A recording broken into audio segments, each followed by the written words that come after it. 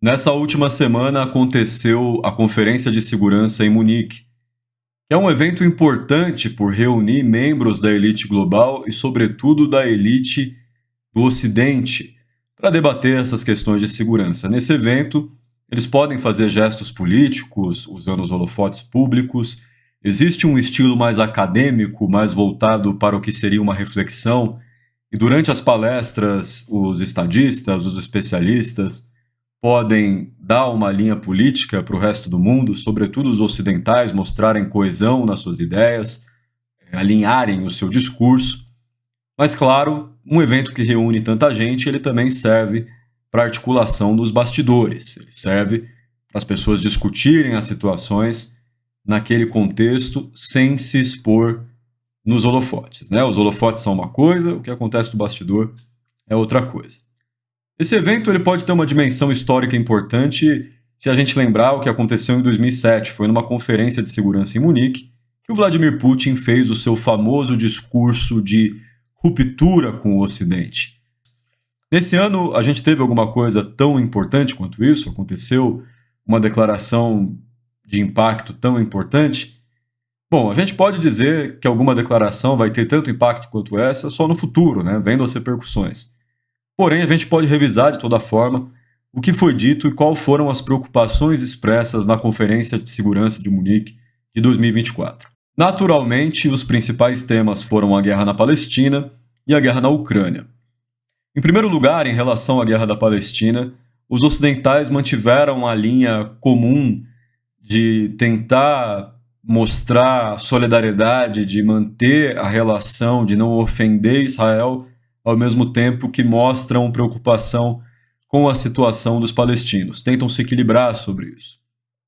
A Kamala Harris, que fez um discurso, em geral, claro que bastante estético, bastante voltado para uma propaganda, afinal ela é vice-presidente dos Estados Unidos, ela mencionou a questão da Palestina, se referindo à ofensiva israelense como algo que poderia terminar com uma Palestina livre, com uma Palestina segura e com autodeterminação, que é um tanto quanto contraditório, mas mostra esse esforço por equilibrar as duas coisas, né? Essa dificuldade que os ocidentais têm em gerir a situação que se desenvolve em Gaza nesse momento.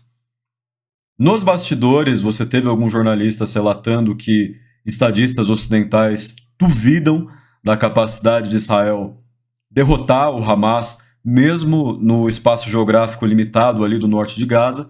E entre os discursos teve uma declaração de um ministro da Letônia que também disse que é difícil derrotar o Hamas, pois o Hamas está no mundo todo. Em relação à Palestina, também é importante citar que aconteceu uma discussão, uma mesa, entre o secretário de Estado dos Estados Unidos, Antony Blinken, o ministro das Relações Exteriores da Índia e a ministra das Relações Exteriores da Alemanha, a Annalena Baerbock, respondendo acusações de que a destruição em Gaza e a morte de civis em Gaza desmente as pretensões da ordem internacional liderada pelos ocidentais. A Annalena Baerbock disse que, tudo bem, realmente, ela viu as cenas de violência que são cometidas contra os palestinos, né?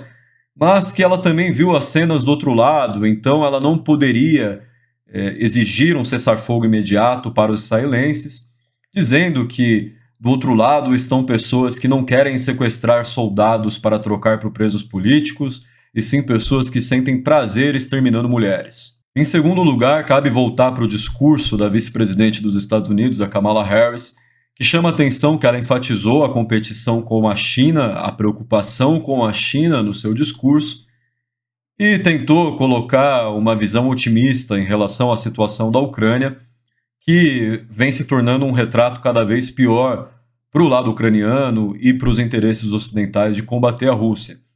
Ela disse que, afinal, os ucranianos eles não estão derrotados, que a Rússia já sofreu uma grande derrota e que a Ucrânia recuperou metade do seu território, o que desconsidera que, quando a Rússia começou sua ofensiva em fevereiro de 2022, ela cercou Kiev, objetivando uma capitulação de Kiev ou que acontecesse um golpe de Estado na capital ucraniana, o que não aconteceu, mas até então a Rússia vem garantindo o território que é mais importante para ela, que é o leste da Ucrânia, né, onde existe o núcleo do movimento separatista pró-russo. Mas essa declaração sobre a Ucrânia nos leva para outro ponto importante sobre a Conferência de Munique esse ano, que é o fato de que ocorreram muitos gestos de solidariedade simbólica com a Ucrânia, muito se falou em condenação ao regime da Rússia, teve um discurso do Zelensky dizendo que sem o apoio ocidental, sem as armas ocidentais, a Ucrânia não vai poder vencer essa guerra. Ocorreram alguns eventos com veteranos ucranianos que lutaram na guerra, e também teve uma fala da viúva do oposicionista russo Alexei Navalny.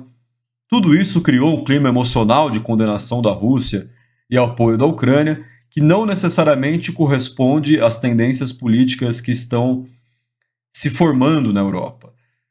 Exemplo disso é o Atlantic Council, que é um think tank voltado para uma posição internacionalista liberal, defensor do chamado atlantismo, que disse que existia um fedor de appeasement, de vontade de fazer concessões para a Rússia dentro do evento.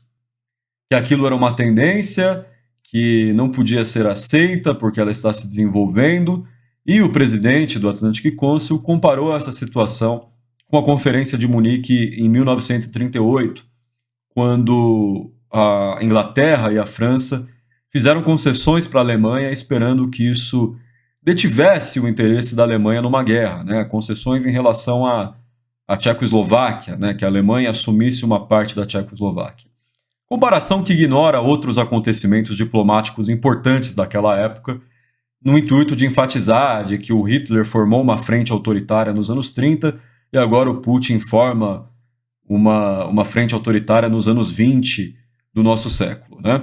Mas acontece que, se você for fazer a comparação, tem que considerar que em 1935, os ingleses, os italianos, a Itália fascista e os franceses fizeram uma frente para se contrapor aos alemães em relação às pretensões alemãs na Áustria. E essa frente não teve sucesso porque os ingleses decidiram negociar em separado com os alemães e aceitaram que a Alemanha aumentasse sua frota marítima. Ao mesmo tempo, os alemães também negociaram em separado com os italianos para apoiar, para aceitar que os italianos fizessem a sua guerra colonial contra a Abissínia, contra a Etiópia. Um ano mais tarde, em 1936, começou a Guerra Civil na Espanha. Quem apoiou o governo republicano, que sofreu o golpe de simpatizantes fascistas, foi a União Soviética. A Inglaterra e a França não apoiaram ativamente. Pelo contrário, em 1938, a Inglaterra encontrou um modus vivendi com a Itália em relação à questão da Etiópia, a anexação, a ocupação colonial da Etiópia, e ainda aceitou que a Itália apoiasse os golpistas, o bando nacionalista na Espanha. Também é bom lembrar que a própria Polônia participou da pressão que os alemães estavam fazendo contra a Tchecoslováquia, fazendo as suas próprias exigências de concessão territorial para os tchecoslovacos. A Polônia também fez um ultimato para a Lituânia, exigindo que a Lituânia aceitasse o controle polonês de uma parte do seu território. Naquele momento, a União Soviética tinha um pacto de segurança com a Lituânia, mas não interferiu. O que a União Soviética pediu foi uma mediação dos franceses e dos ingleses, que não impediram a Polônia de cometer essa violência diplomática contra o Estado lituano. Então, todo esse contexto tem que ser levado em consideração antes de fazer essas comparações com os anos 30. O próprio fato de que possivelmente existia um interesse ocidental de que a Alemanha se voltasse para o leste, que ela entrasse eventualmente em uma guerra contra a União Soviética. O próprio Hitler declarou que esse era o seu plano já no Mein Kampf, que ele fala que é natural para os alemães colonizarem o leste da Europa, colonizarem a Rússia, se expandirem para o leste, que por esse caminho eles podiam encontrar um acordo com a Grã-Bretanha.